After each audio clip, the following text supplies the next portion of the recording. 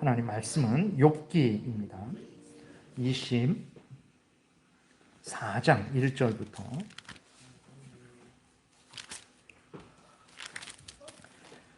1절부터 25절까지 우리 교독하겠습니다.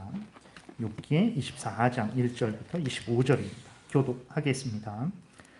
어찌하여 전능자는 때를 정해놓지 아니하셨는고, 그를 아는 자들이 그의 날을 보지 못하는고, 어떤 사람은 땅에 경계표를 옮기며 양떼를 빼앗아 기르며 고아의 나귀를 몰아가며 과부의 소를 볼모 잡으며 가난한 자를 길에서 몰아내나니, 세상에서 학대받는 자가 다 스스로 숨는구나. 그들은 거친 광야의 들나귀 같아서 나가서 일하며 먹을 것을 부지런히 구하니 빈들이 그들의 자식을 위하여 그들에게 음식을 내는구나. 밭에서 남의 꼴을 베며 악인이 남겨둔 포도를 따며 의복이 없어 벗은 몸으로 밤을 지내며 추워도 덮을 것이 없으며 산중에서 만난 소나기에 젖으며 가릴 것이 없어 바위를 안고 있느니라. 어떤 사람은 고아를 어머니의 품에서 빼앗으며 가난한 자의 옷을 볼모 잡음으로 그들이 옷이 없어 벌거벗고 다니며 곡식 이삭을 나르나 굶주리고 그 사람들의 담 사이에서 기름을 짜며 목말라 하면서 술틀을 밟느니라. 성중에서 죽어가는 사람들이 신음하며 상한 자가 부르짖으나 하나님이 그들의 참상을 보지 아니하시느니라. 또 광명을 배반하는 사람들은 이러하니 그들은 그 도리를 알지 못하며 그 길에 머물지 아니하는 자라. 사람을 죽이는 자는 밝을 때에 일어나서 학대받는 자나 가난한 자를 죽이고 밤에는 도둑같이 되며 가늠하는 자의 눈은 저물기를 바라며 아무 눈도 나를 보지 못하리라 하고 얼굴을 가리며 어둠을 틈타 집을 뚫는 자는 낮에는 잠그고 있으므로 광명을 알지 못하나니, 그들은 아침을 죽음의 그늘같이 여기니 죽음의 그늘의 두려움을 알미니라.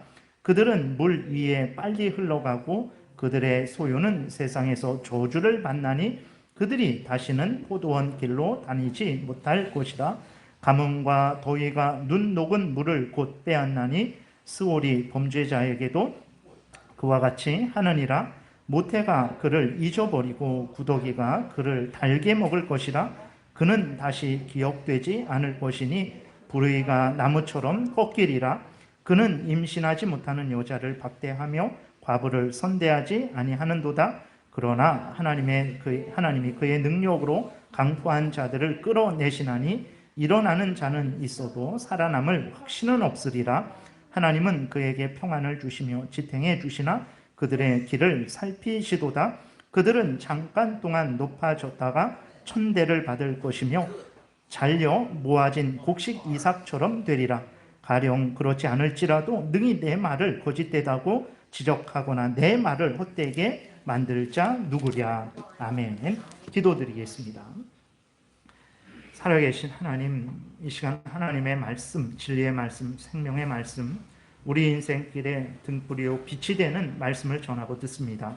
성령께서 역사하셔서 잘 깨달아 알게 도우시고 하나님이 성경에서 알려주시는 대로 믿고 따르게 도우소서. 반드시 하나님의 영광이 드러나고 또 우리들은 하나님의 크신 은혜 가운데 살게 될 것이고 또 많은 사람들을 유익하게 할 줄을 믿습니다. 이 시간도 성령께서 온전히 주장하시기를 바라고 감사드리고 예수 그리스도의 이름으로 기도드렸습니다. 아멘.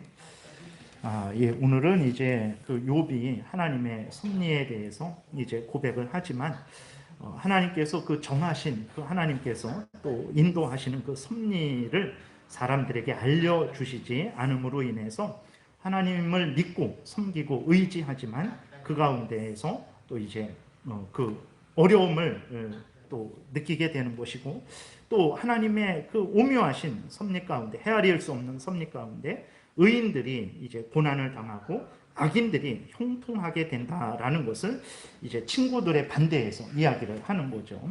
그래서 오늘은 헤아릴 수 없는 하나님의 섭리라는 제목으로 해서 말씀을 드리겠습니다.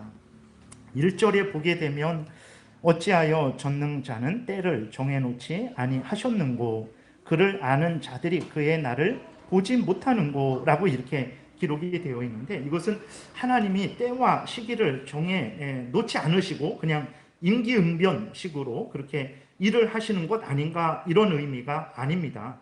이것은 무슨 의미냐면 하나님께서 때와 시기를 정해 놓으셨으면서도 왜 하나님은 하나님을 경외하는 자들에게 그 하나님이 정하신 때와 시기, 다시 말해서 악인들이 형벌을 받는 시기, 그 때와 시기, 그 다음에 의인들이 하나님으로부터 보상을 받는 그러한 때와 시기를 알려주시지 않았는가? 왜 알려주시지 않는가? 그런 의미예요. 그래서 욥은 하나님이 인간들에게 하나님의 보응의 때, 공의의 심판의 때, 그리고 악인들을 그리고 의인들을 회복시키시고 상 주시는 때를 하나님이 그 욥 자신에게도 그렇죠. 자신이 재앙을 당하고 있는데 하나님이 언제 이 재앙을 거두시고 자기에게 복을 내려주실지, 회복을 시켜주실지를 명확하게 알려주시지 않은 거예요. 그러니까 자기에게 뿐만 아니라 이 세상의 모든 사람들에게 하나님이 정하신 때를 알려주시지 않은 거죠. 그것으로 인해서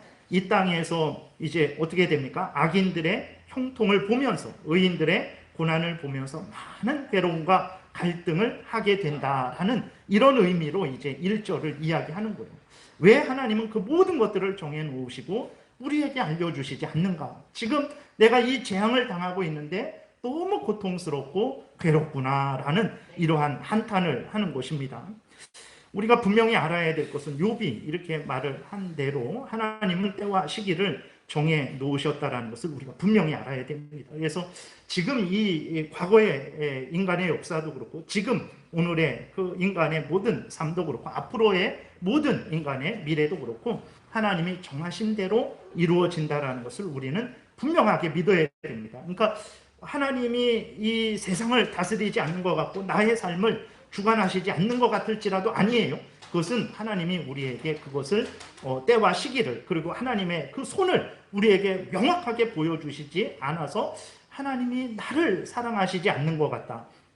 나를 인도해 주시지 않는 것 같다. 하나님이 때와 시기를 정하시지 않은 것 같다. 이렇게 느낄 뿐이지 하나님은 이미 창세 전에 모든 것을 정하셨다라는 것을 우리가 분명히 기억해야 됩니다. 그래서 우리 신앙 고백서에 심지어 어떻게까지 이야기를 하고 있습니까?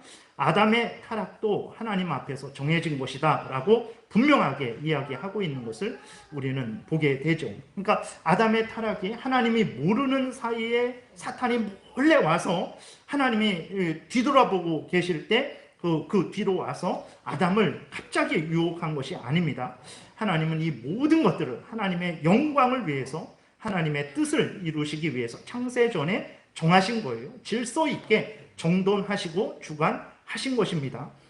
그러나 이 모든 것들에 대해서 하나님이 우리에게 이렇게 자세하게 알려주시지 않은 것뿐이라는 것을 우리가 기억해야 됩니다. 물론 하나님이 모든 것을 정하셨다고 하실 때에 하나님은 죄의 조성자가 결코 아니라는 것을 우리가 분명히 염두에 두어야 되는 거죠. 하나님은 거룩하신 분이시기 때문에 죄악된 일을 조성하시지도 않고 명령하시지도 않습니다. 죄는 무엇입니까? 죄는 어떤 물질이 아니에요. 이런 물질이 아닙니다. 그래서 죄가 나에게 이렇게 달라붙어 있는데 이 물질을 떼어내면 죄가 사라지는 그런 게 아닙니다. 죄는 무엇입니까? 하나님과 인간이 있는데 인간이 하나님을 향해서 마음과 뜻과 정성과 목숨을 다해서 하나님의 법을 지키는 것이 의입니다. 근데 그렇게 마음과 뜻과 정성과 목숨을 다하지 않는 것, 그것이 죄고 또 하나님의 법을 어기는 것이 죄예요.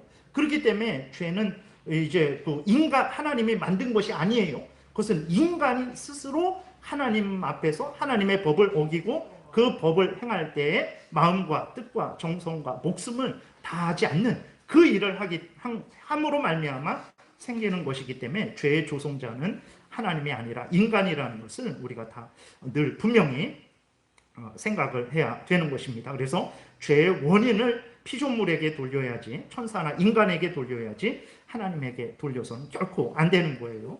다시 돌아와서 보게 되면 하나님은 창세 전에 모든 것을 분명하게 정하셨다라는 것은 성경이 말을 하는 것이죠. 전체가 말을 하고 있습니다. 전도서 3장에서도 보게 되면 하나님이 모든 것을 정하셨다라는 것을 분명히 언급하고 계십니다. 그것을 인간들에게는 알려주시지 않았다라는 것도 분명히 말씀을 하고 있어요. 오늘 욥이 1절에서 고백하고 있는 그 말씀이 그대로 있어요.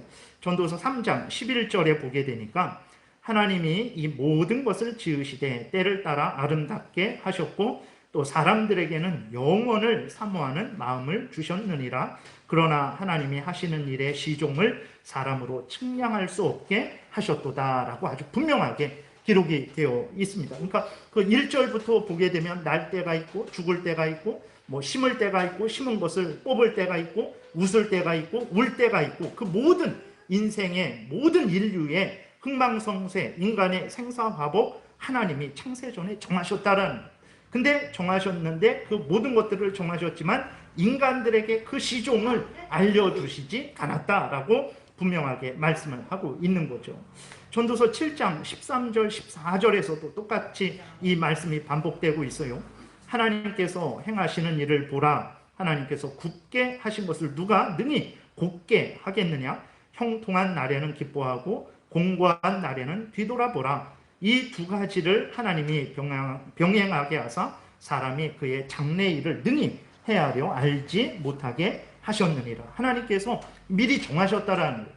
미리 정하신 그것을 인간이 바꿀 수 없다라는 것입니다. 그러니까 하나님이 굳게 한 것을 인간이 다시 그 굳게 한 것을 곧게 펼 수 없다라고 이렇게 분명하게 말하면서 인간이 할 일은 무엇이냐 그랬을 때 형통한 날에는 기뻐하고 공고한 날에는 뒤돌아보아서 잘못된 것들이 있는지 살피고 그것들을 회개하고 항상 하나님과 동행하는 그것이 바로 이제 인간의 본분이다 이렇게 말을 하는 거예요. 그러니까 장래의 일을 하나님께서 창세 전에 작정하시고 예정하셨죠. 작정은 모든 만물에 대한 계획, 예정은 천사와 인간의 구원과 버림에 대한 계획, 작정이 좀 큰 의미죠. 예정은 이제 천사와 인간들의 구원과 버림에 대해서 정하시는 거예요. 그러니까 하나님은 창세 전에 작정하시고 예정하셨다는 것을 성경이 분명하게 말씀을 하고 있는 거죠. 근데 그 계획한 것을 우리에게 알려주시지 않은 거예요. 그러면 하나님께서 왜 그것을 우리에게 알려주시지 않으셨을까? 전도서 3장 14절에 보게 되면 하나님께서 행하시는 모든 것은 영원히 있을 것이라. 그 위에 더할 수도 없고 그것에서 덜할 수도 없나니 하나님이 이같이 행하심은 사람들이 그의 앞에서 경외하게 하려 하심인 줄을 내가 알았도다 라고 이렇게 기록이 되어 있습니다. 그러니까 하나님이 모든 것을 작정해 놓으시고 우리에게 그 모든 것을 알려주시지 않은 그 이유는 무엇인가? 우리들을 위해서 그런 거예요. 보게 되면 14절에 하나님께서 행하시는 것은 영원히 있을 것이라. 그 위에 더할 수도 없고 그것에서 덜할 수도 없다. 인간이 바꿀 수 없다라는 거예요. 근데 하나님이 왜 이같이 행하셨는가? 사람들이 그의 앞에서 경외하게 하려고 하나님께서 이 모든 일을 하셨다라는 거예요. 그러니까 하나님이 창세전에 작정하시고 예정하신 것을 왜 그런 창세전에 작정하시고 예정하셨는가? 하나님을 경외하게 하시려고 작정하시고 예정하셨다라는 거예요. 그리고 하나님이 왜 창조하셨는가? 작정하신 대로 왜 창조하셨는가? 하나님을 경외하게 하시려고. 하나님께서 그 작정하신 대로 창조하시고 창조하신 것들이 자기 마음대로 살도록 내버려 두지 아니하시고 하나님께서 손에 쥐고 다스리시는 섭리를 왜 하고 계시는가? 하나님을 경외케 하시려고. 그럼 그 모든 일에 대해서 하나님께서 왜 우리 인간들에게 알려주시지 않는가? 그것은 바로 하나님을 경외케 하시려고 그런 것이다 라고 성경이 이야기를 하고 있습니다. 그래서 하나님의 그 숨은 뜻, 창세 전에 이제 하나님의 그 오묘하신 뜻, 물론 우리들에게 알려주시는 것은 이렇게 성경을 통해서 알려주셨지만 우리가 알고 싶은 것들이 많잖아요. 왜 이렇게 행하셨습니까? 라고. 그 다음에 우리의 미래는 어떻게 될 것입니까? 라고 우리가 궁금하잖아요. 근데 하나님 그 모든 것들을 정하셨고 알고 계심에도 불구하고 우리에게 알려주시지 않잖아요. 그랬을 때 우리는 궁금해하지만 그것은 바로 우리들을 위한 것이고 우리들로 교만하지 않게 하려고. 그러니까 그런 거죠. 만약에 우리가 내일 일이 어떻게 된다는 것을 안다면, 10년 후가 어떻게 된다는 것을 안다면 우리들이 하나님을 의지하겠습니까? 절대로 하나님을 의지하지 않죠. 그래서 하나님은 우리들을 아세요. 우리들에게 가장 좋은 것이 무엇인지를 아시죠? 그래서 알려주시지 않는 거예요. 근데 우리들은 알려주는 게 우리를 위하는 것입니다 라고 하면서 하나님이 분명하게 알려주시지 않는 것이 내 뜻이다 라고 하는데도 우리 그리스도인들은 계속해서 내일 무슨 일이 일어날 것입니까? 내년에는 무슨 일이 일어날 것입니까? 내 인생은 어떻게 될 것입니까? 라고 계속 알려달라고 한단 말이에요. 근데 하나님은 알려주시지 않죠. 요백에도, 그 재앙을 당하는 요백에도 언제 어떻게 너가 회복될 것인지 그것을 알려주시지 않는데 하나님이 우리에게 알려주시겠습니까? 하나님이 알려주시지 않으니까 그리스도인들이 답답해해요. 그래서 어떻게 합니까? 무당을 찾아가고 점쟁이를 찾아가요. 그리스도인인데도 불구하고 무당을 찾아가고 점쟁이를 찾아가요. 찾아가면 무당이 알겠습니까? 아니, 하나님이 알려주시지 않는데 무당이 어떻게 알겠어요? 무당이 하나님의 마음을 알아갖고 우리의 미래를, 내일 일을, 우리의 어떻게 삶이 될 것인지를 어떻게 무당이 알려줄 수 있겠습니까? 그러니까 속는 거예요. 그러니까 속는 것입니다. 무당이 맞출 수도 있어요. 그러나 그 맞힌 게 정말 하나님의 뜻을 알아서 무당이 우리에게 알려주는 게 아니라 그거는 정말 우리가 알 수 없는 그런 하나님의, 어쩌면 그것은 징계고 형벌입니다. 하나님이 알려주시지 않는다고 하는데도 계속해서 알고 싶어갖고 결국은 하나님께 응답을 못 받으니까 무당하게 찾아가요. 하나님께서 하나님의 뜻 가운데 우리를 벌 주시기 위해서 너 그렇게 그러면 내가 너를 모든 일들을 정했을 때 아름답게 정했다고 말하지 않았느냐? 너를 위해서 정했다라고 말하지 않았느냐? 그리고 알지 않는 것이 너에게 복이다 라고 말하지 않았느냐? 그런데도 너가 나를 신뢰하지 못하고 나를 의심하고 불신하고 심지어 사탄 마귀의 종로로 타는 무당이나 점쟁이를 찾아갔느냐? 그래, 그러면 너 한번 이제 사랑의 매를 때리시는 거예요. 그래서 그 무당의 종로로 타게 하고 점쟁이의 종로로 타는 것이 얼마나 비참한지를 깨닫게 하시려고 하나님이 그것을 큰 어떤 하나님의 섭리하신 가운데 알려주는 것이지, 무당에게 점쟁이에게 그러한 내일 일을 물어봤더니 그것이 되었다, 나는 복받았다 라고 하면 안 됩니다. 그것은 결국은 하나님이 그렇게 하나님이 정하신 한계를 벗어나서 살려고 하는 그 인간의 악한 탐욕, 호기심, 하나님이 정한 뜻도 그것을 고쳐서 바꿔서 변경시켜서 내가 원하는 것을 얻으려고 하는 그 탐욕에 대한 하나님의 형벌이에요. 그러니까 무당을 찾아갔는데 무당이 하는 말이 항상 맞아요. 그거는 형벌입니다. 하나님의 진노의 형벌이에요. 하나님의 그 자녀로서 살아가는 것이 복이지 무당의 종로로 타는 것이 복입니까? 그렇기 때문에 절대로 우리는 살아계신 하나님이 정해주신 한계 내에서 우리가 그렇게 살아가기 위해서 애쓰고 힘써야 돼요. 그렇지 않고 하나님이 정해주신 그 말씀의 한계를 넘어서게 된다면 그것을 사탄이 틈타는 것입니다. 교묘하게 틈타서 정말 일시적으로 맞는 것이죠. 그러나 결국은 보게 되면 그 사람이 하나님의 말씀을 중시하겠습니까? 하나님께 간절히 기도하겠습니까? 차라리 무당을, 무슨 일이 있을 때마다 무당이나 사람을 찾아가지. 그렇게 되니까 무당의 종로로 타고 사람의 종로로 타게 되는 거예요. 사람의 종로로 스스로 그렇게 되는 거예요. 그래서 우리가 오늘 본문에서 욥이 분명히 고백하잖아요. 욥이 얼마나 하나님을 만나려고 애쓰고 힘썼습니까? 근데 하나님께서 그 정한 때를 알려주시지 않는 거예요. 그건 하나님의 뜻입니다. 그리고 하나님은 전도서에서 우리가 살펴봤듯이 그것은 우리에게 알려주시지 않기로 정하셨어요. 그러면 아무리 답답하고 힘들지라도 견디고 인내해야지, 그 다른 방법을 통해서 알려고 하면 그것이 죄가 되는 것이고 그것이 나의 올무가 되어서 나로 하여금 범죄하고 타락하게 하는 그러한 원인이 된다는 것을 우리가 기억해야 됩니다. 그리고 또 알아봤자 의미 없어요. 여기에서 전도서에서 우리가 살펴봤듯이 보게 되면 7장 13절에도 보게 되면 하나님께서 행하시는 일을 보라. 하나님께서 굳게 하신 것을 누가 능히 곧게 하겠느냐. 사람이 그렇게 바꿀 수 없다라는 거예요. 14절에서도 3장 14절에서도 보게 되면 하나님께서 행하시는 모든 것은 영원히 있을 것이라. 그 위에 더할 수도 없고 그것에서 덜할 수도 없다 그랬어요. 근데도 그렇게 알려고 하는 거죠.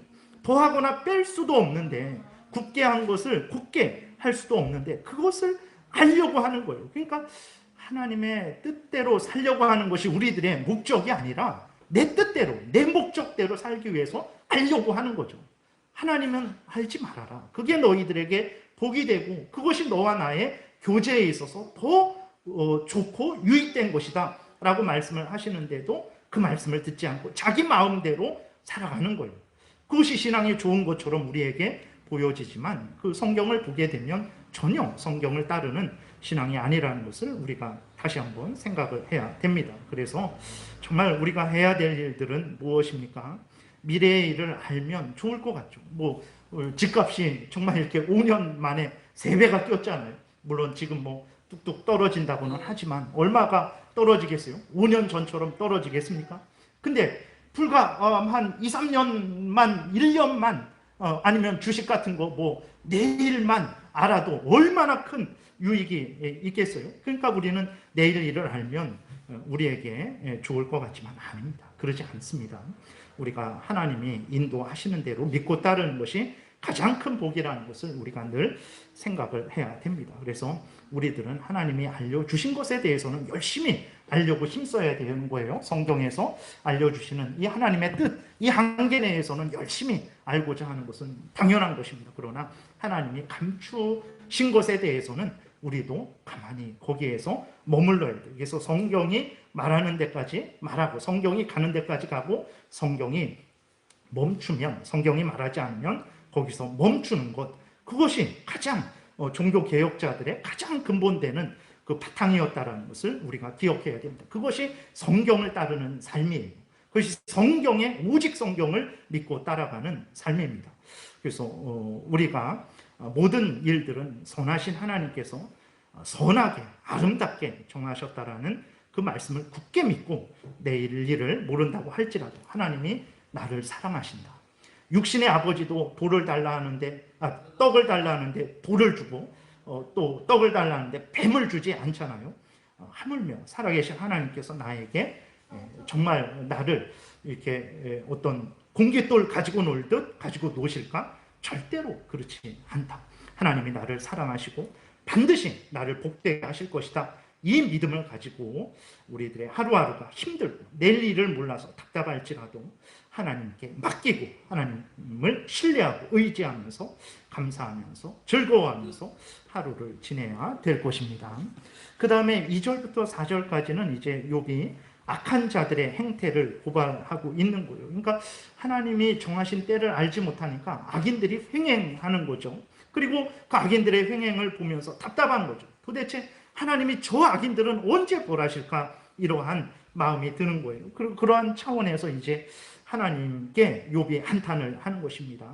근데 그 악인들의 악행이 기록되어 있는데 2절부터 4절에 보게 되니까 어떤 사람은 땅의 지게표를 옮기며 그랬어요. 땅의 지게표, 여기부터 여기까지는 내 땅이라는 그 땅의 지게석이 있는데 그것을 힘이 있으니까 그 가난한 사람의 그 땅을 다 자기 곳으로 이렇게 옮겨버리는 거죠. 그 지게표를, 지게석을 옮겨버리는 거예요. 그리고 또 양떼를 빼앗아 기르며, 그렇죠. 그 다음에 고아의 나귀를 몰아가며 과부의 소를 볼모 잡으며 가난한 자를 길에서 몰아내나니 세상에서 학대받는 자가 다 스스로 숨는구나, 이렇게 기록이 되어 있습니다. 그러니까 고아의 나귀를 몰아간다. 부모가 없는 고아의 전 재산이 나귀 하나인데 그 악인들이 그 고아, 힘이 어디 있습니까? 그 부모가 있어야 그 고아를 도와줄 텐데, 방패가 될 텐데 부모가 없어요. 근데 그 부모가 없는 고아, 그 고아에게 있는 나귀 한 마리를 악인들이 강제로 빼앗아 가는 거예요. 남편 없는 과부에게 소 한 마리가 있는데 그 남편 없는 과부가, 오늘날에는 여성이 이제 힘도 있고 또 아직 힘들고 어렵지만 또 밖에 나가서 일을 함으로 말미암아서 생활비는 좀 벌 수 있죠. 그러나 과거에 그렇습니까? 우리나라에서도 여자들이 이렇게 존중을 받는 것이 불과 몇십 년 전에 된 거죠. 근데 그 옛날에 이런 일이 없었죠. 근데 그 남편 없는 과부, 참으로 불쌍한 사람이죠. 그 소 한 마리 있는데 그것을 강제로 빼앗는 거예요. 참으로 악한 자들이 횡행을 하고 있는 것입니다. 그 다음에 이제 4절 중간부터는 학대를 받는 가난한 사람들, 자신의 것을 빼앗긴 가난한 사람들의 비참하고 가련한 모습을 말을 하고 있어요. 4절에 보게 되니까 가난한 자를 길에서 몰아내나니 세상에서 학대받는 자가 다 스스로 숨는구나 그랬어요.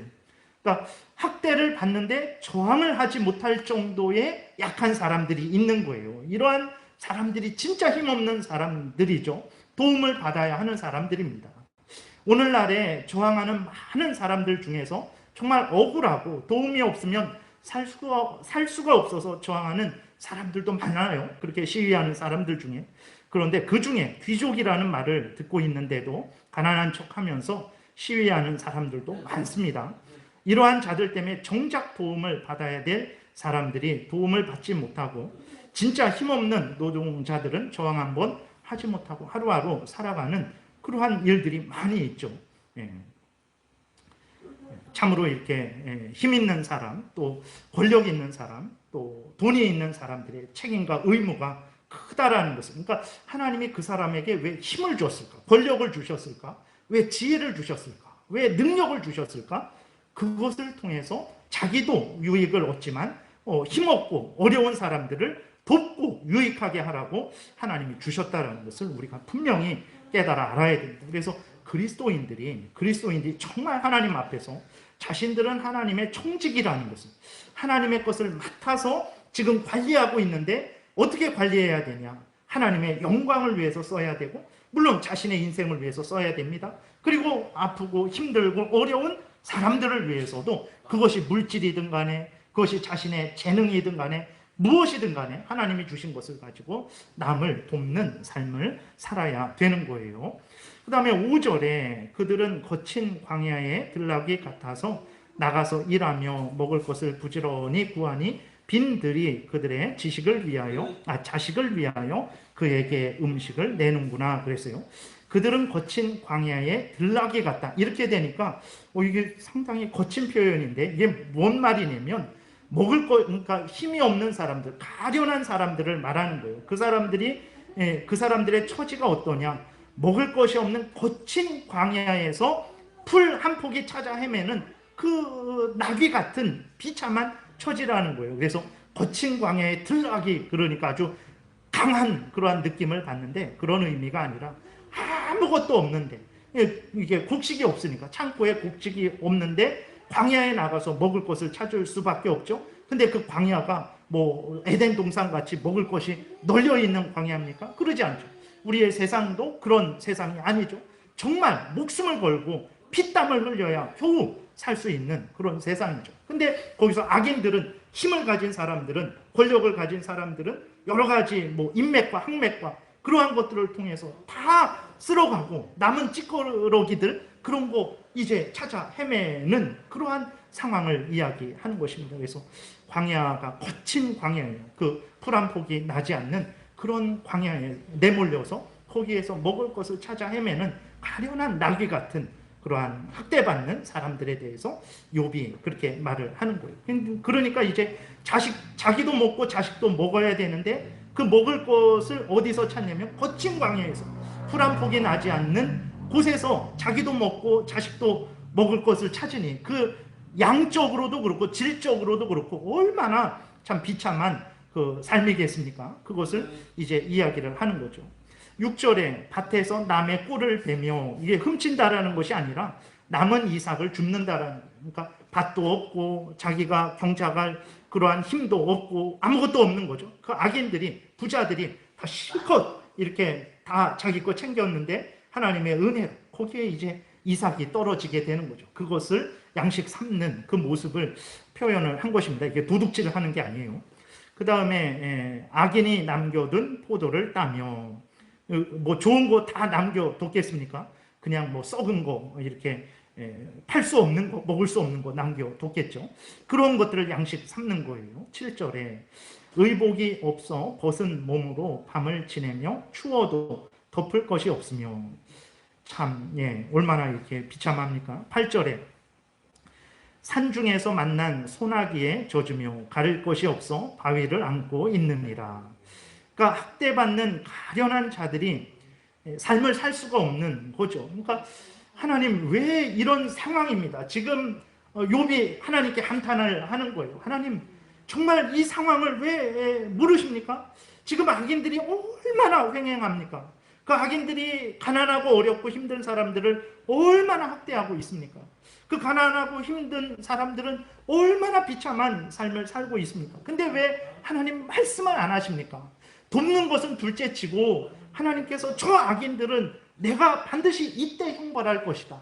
저 가련하고 불쌍한 사람들은 내가 이때 회복시킬 것이다. 그거라도 말씀해 주신다면 이 힘들고 부조리한 세상을 그래도 그 하나님의 심판의 때, 보상의 때를 생각하면서 견디고 나갈 텐데 왜 하나님 그것도 말씀해 주지 않아서 이렇게 힘들고 어려운 삶에서 정말 피눈물 나게 합니까? 라고 욥이 하나님께 한탄을 하는 것입니다. 물론 하나님이 모르시는 것 아닙니다. 이거 다 하나님이 살펴보고 계신 거죠. 근데 그것을 알려주시지 않으니까 욥으로서는 견디지 못하는 거죠. 9절에 어떤 사람은 고아를 어머니의 품에서 빼앗으며 가난한 자의 옷을 볼모 잡음으로 그들이 옷이 없어 벌거벗고 다니며. 악한 사람들은 계속해서 악해요. 우리들이 늘 착각을 하는 것은 이제 악한 사람들을 인격적으로 대하면 그 사람도 인격적으로 대하겠지. 물론 어느 정도는 그렇게 합니다. 그러나 죄라는 것은 그 선을 넘어서 서로 그냥 세상에서 좋게 인사하니까 친절하게 인사해주고 그것을 그런 수준은 얼마든지 할 수 있지만 그러나 그 본성으로 들어갔을 때 그 죄의 악함, 사악함은 절대로 인격적으로 대한다고 뭐 좋게 교육을 한다고 해서 바뀌어지는 게 아닙니다. 사람의 죄성은, 사람의 악함은 오직 성령으로 거듭나고 예수 그리스도의 보혈로 씻음받고 새 사람이 돼야만 그 악함을 이길 수 있는 것이지. 우리가 착각하지 말아야 될 건 그리스도인들이 뭐 이렇게 사람을 변화시키는 것은 오직 예수 그리스도를 통해서만 변화되는 것이지 인격으로, 교육으로 변화된다라는 착각을 해서는 안 됩니다. 그렇다고 뭐 아주 인격 없이 그렇게 막 대하라는 것이 아니라 우리는 당연히 친절하게 대해야 됩니다. 인격적으로 모든 사람을 대해야 돼요. 원수에게도 인격적으로 대해야 되겠죠. 사랑으로 대해야 됩니다. 그러나 사람이 변화되는 것은 그것에 내가 인격적으로 대했다고 변화되는 것이 아니라 예수 그리스도의 그 피로만, 성령의 거듭나게 하심으로만 변화되는 것이다 하는 것을, 이것을 생각을 해야 됩니다. 그래야 인격적으로 대하면서 항상 하나님을 의지하는 가운데 인격적으로 대하고 하나님의 은혜가 필요하다라는 것을 우리가 인식하고 하나님을 의지하게 되는 거죠. 그리고 이제 가난한 사람들은 열심히 일을 해요. 학대받는 사람들이 이제 그렇게 일을 시키니까 그러니까 학대하는 자들이 일을 시키니까 일을 안 할 수가 없죠. 그리고 먹고 살려면 일을 해야 되는 것입니다. 그래서 가난한 사람들이 열심히 일을 합니다. 입을 옷도 없이 벌거벗은 채로 일을 해요. 근데도 학대하는 자들이 제대로 값을 쳐주지 않는 거예요. 그래서 가난하고 어려운 사람들, 고아와 과부 같은 사람들, 이렇게 창고에 곡식이 있어서 그것을 마음대로 먹고 싶을 때 빼내어 먹을 수 없는 그 사람들이 어떻게 됩니까? 먹을 것이 모자라는 거예요. 그래서 기름을 짜면서도 기름을 먹지 못하고 술투를 밟으면서도 그 포도주를 먹지 못하는 거예요. 그래서 목말라서 정말 목말라 하면서 그 술투를 밟는 거죠. 10절 중간부터 보게 되니까 곡식, 이삭을 나르나 굶주리고, 기가 막힌 일이죠. 곡식을 그 창고에 들이고 있는데 먹을 것이 없는 거예요. 그 사람은. 11절 그 사람들의 담 사이에서 기름을 짜며 목말라 하면서 술틀을 밟느니라, 이렇게 기록이 되어 있어요. 그러니까 이러한 악한 세상이죠. 그러니까 19세기 그 당시에 그 영국의 이러한 산업혁명의 유럽의 그러한 상황들이 이랬죠. 부자들이, 자본가들이 이제 공장에서 어른만 일을 시키는 것이 아니라 여자나 어린 아이들까지 정말 자기들의 이윤 추구를 위해서 무자비하게 착취를 했어요. 그거는 뭐 실제적인 일이죠. 그래서 정말 그 그 노동 시간이 지금과 비교해도 상상할 수 없을 정도로 그러한 아주 장시간의 노동과 저임금, 안전에 대한 그 대비가 하나도 없는 그러한 상황 속에서 정말 그러한 하루하루의 비참한 삶을 살았죠. 그래서 마르크스라는 사람이 이제 잉여같이 노동자들이 일한 것에 대한 그 가치에 대해서 정당하게 보상하지 않고 잉여 가치를 착취하는 거죠. 그렇게 되니까 이제 우리의 빼앗긴 잉여 가치를 이제 되찾읍시다라고 하면서 그 당시에 그러한 이야기를 하니까 그러한 그 공산주의 사상이 급격하게 이제 그 많은 사람들의 공감을 얻게 되고 거기에 동참을 하게 되었던 거죠. 그 하나님의 말씀을 따라 살지 않을 때, 그러니까 그리스도인들이 하나님의 말씀을 따라서 세상은 어떻게 살든지 그 당시 거의 대부분이 영국은 그리스도인들이었죠. 대부분이 어쨌든 형식적으로든 그 거의 모든 사람이 다 그리스도인이었어요.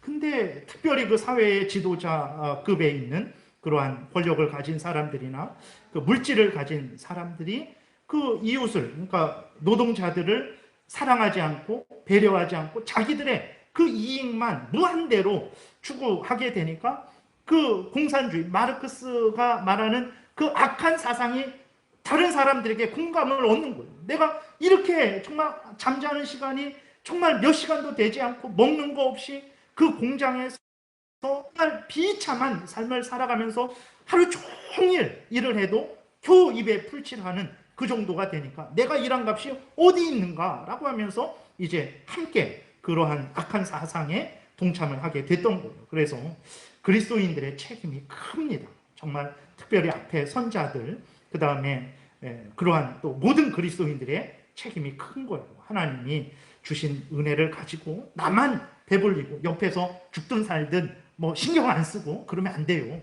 그러면 나도 죽습니다. 모두 죽어요.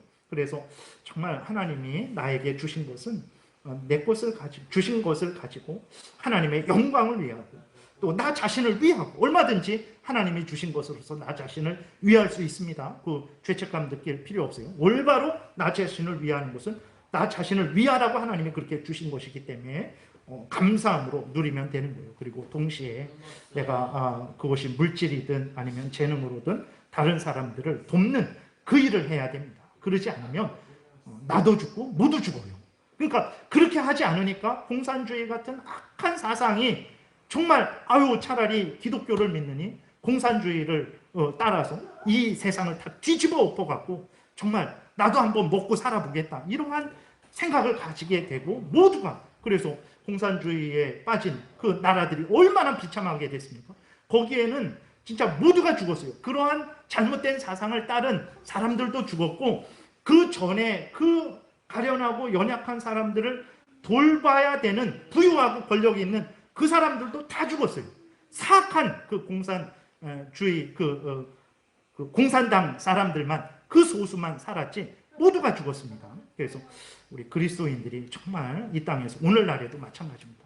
삶을 살아갈 때에 정말 우리들은 청직이라는 것을 늘 생각하고 하나님을 위해서 또 나를 위하고 동시에 이웃도 항상 생각하고 또 돕는 삶을 살아야 되겠습니다. 이러한 상황을 보면서 욥이 12절에 보게 되면 진짜 하나님 앞에 원망불평을 하죠. 12절에 보게 되니까 성 중에서 죽어가는 사람들이 신음하며 상한 자가 부르짖으나 하나님이 그들의 참상을 보지 아니하시느니라 라고 이렇게 하나님께 원망불평해요. 근데 욥이 이렇게 하나님께 원망불평하는 것은 정말 하나님은 없다 이런 차원에서 원망불평하는 것이 아니고 앞에서 말씀드린 대로 하나님 정말 이 세상을 보십시오. 왜 근데 하나님 침묵하십니까? 침묵하지 않는 거 아십니다. 이 모든 것들 하나님께서 주관하고 다스리시는 줄 압니다. 근데 그러면 최소한 하나님 정말 그 지금이 이러한 하나님의 뜻이라면 이렇게 이끌어 나가시되 최소한 우리에게 그 정한 때라도 알려주십시오. 그러면 정말 이 힘들고 어려운 삶 능히 이겨낼 수 있는데 그 정한 때도 심판의 때도 또 보상의 때도 알려주지 않으시니까 너무 답답하고 견딜 수가 없습니다. 라는 차원의 이제 한탄이에요. 그러니까 이러한 원망은 하나님을 의지하면서 하나님께 도와달라고 간절히 부르짖는 그러한 차원의 원망이라는 것을 기억해야 됩니다. 물론 우리는 이렇게도 하면 안 되죠. 그러나 인간인지라 어렵고 힘든 삶을 살아갈 때에 참 견디지를 못하는 거죠. 그러니까 하나님은 참으로 은혜로우신 분이라서 욥이 하나님을 향해서 원망 불평하는 것도 다 이렇게 기록해 두셨어요. 그래서 참 인간이 얼마나 그렇게 부족한 존재인지를, 또 그럼에도 불구하고 하나님은 그 욥을 이렇게 한마디 했다고 즉시 벼락을 내려서 벌하시지 않고 용서하시고 또 용서하시고 나중에 42장 가면 정말 하나님이 복의 복을 더하시죠. 참 우리가 우리의 공로에 의해서 사는 것 아니고 하나님의 은혜에 의해서 산다라는 것을 늘 우리가 잊지 말아야 되겠습니다. 그 다음에 13절부터 다시 악인들의 악행이 기록되어 있어요. 13절에 또 광명을 배반하는 사람들은 이러하니 그들은 그 도리를 알지 못하며 그 길에 머물지 아니하는 자라. 시편 1편에 있는 그 악인들에 대해서 말씀을 하고 있는 것 같아요. 악인의 꾀를 따르고 죄인의 길을 걸어가고 오만한 자들의 자리에 앉아있는 그 아주 완악한 악인의 모습이 떠오릅니다. 오늘도 악인들은 세상이 자신들이 원하는 대로, 계획하는 대로 되어진다라고 생각하면서 하나님이 정하신 질서와 법도를 따르지 않고 있죠.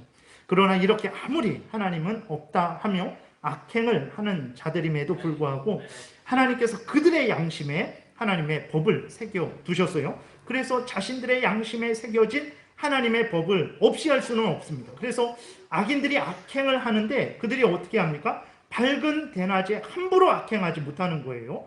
캄캄한 밤중에 어두운 그러한 밤에만 악행을 하는 거예요. 14절부터 17절에 보게 되니까 사람을 죽이는 자는 밝을 때에 일어나서 학대받는 자나 가난한 자를 죽이고 밤에는 도둑같이 되며 간음하는 자의 눈은 저물기를 바라며 아무 눈도 나를 보지 못하리라 하고 얼굴을 가리며 어둠을 틈타 집을 뚫는 자는 낮에는 잠그고 있으므로 광명을 알지 못하나니 그들은 아침을 죽음의 그늘같이 여기니 죽음의 그늘의 두려움을 알미니라. 그러니까 악을 행하면서도 하나님이 그들의 양심에 새겨둔 하나님의 법이 있기 때문에 그 법을 두려워하고 그 악을 행할 때 그렇게 담대하게 행하지 못하는 거죠. 그러니까 오늘날에도 보게 되면 권력과 그 힘을 가진 자들이 악행을 하죠. 신문과 뉴스를 통해서 매일 그들의 악행이 이제 드러나죠.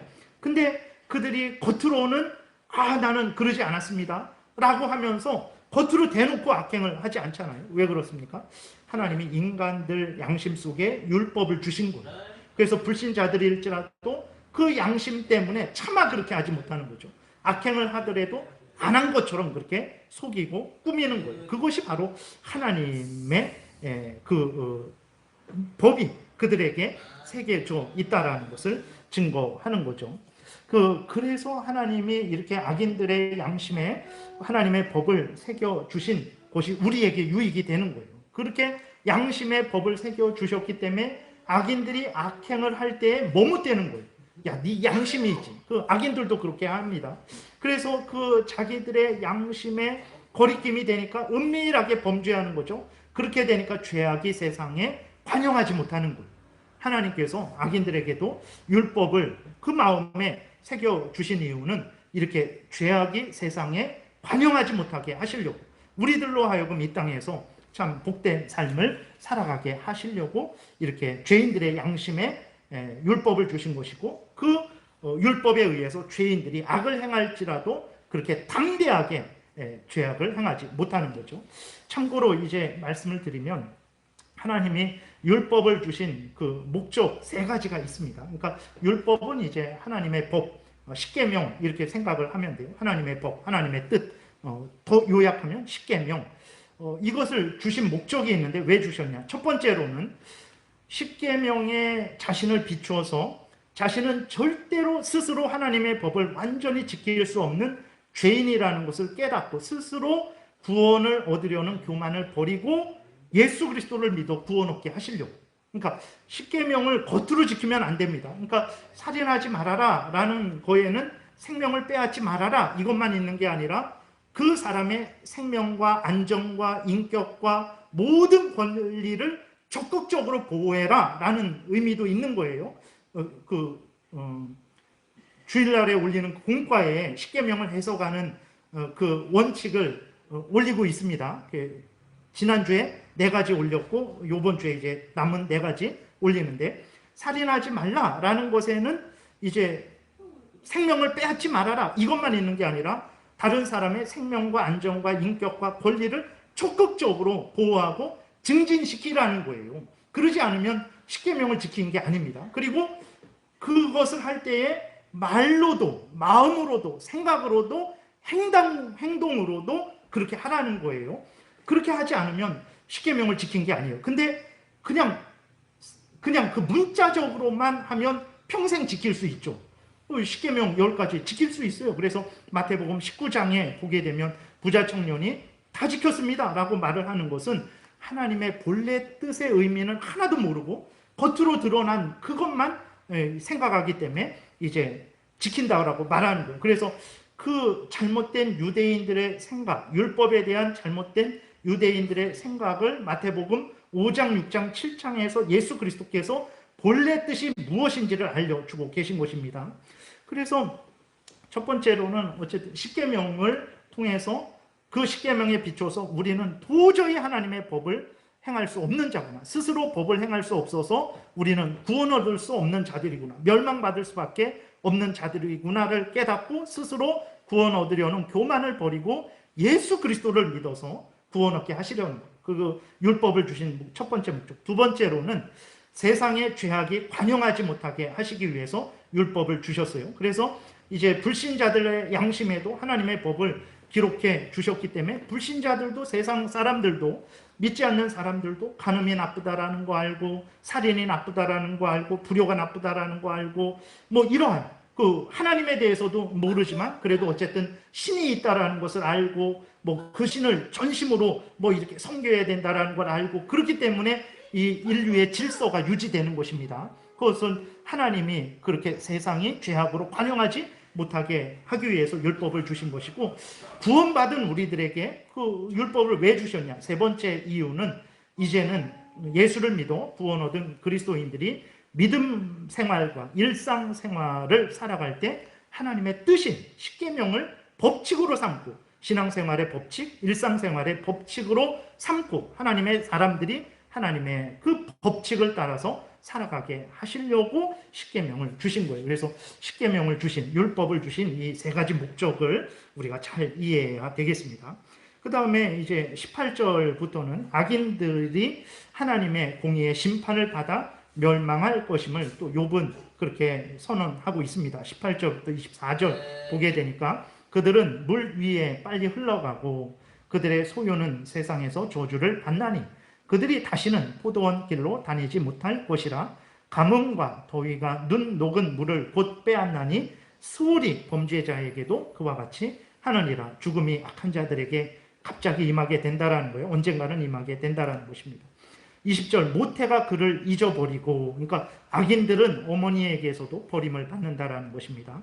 구더기가 그를 달게 먹을 것이라. 그는 다시 기억되지 않을 것이니 불의가 나무처럼 꽃길이라. 그는 임신하지 못하는 여자를 박대하며 과부를 선대하지 아니하는도다. 이런 악을 행하죠. 22절, 그러나 하나님이 그의 능력으로 그 악한 자들, 강포한 자들을 끌어내시나니 일어나는 자는 있어도 살아남을 확신은 없으리라. 반드시 형벌 받는다라는 것입니다.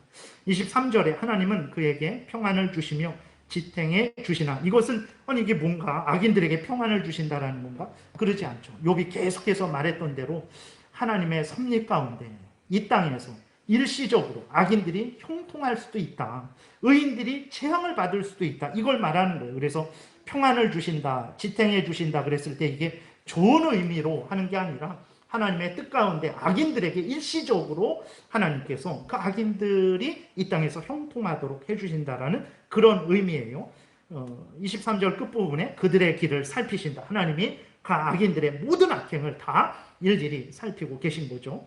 24절, 그들은 잠깐 동안 높아졌다가 근데 어떻게 됩니까? 천대를 받을 것이며 잘려 모아진 곡식 이삭처럼 되리라 말라 죽을 것이다 라고 이렇게 말을 하고 있습니다.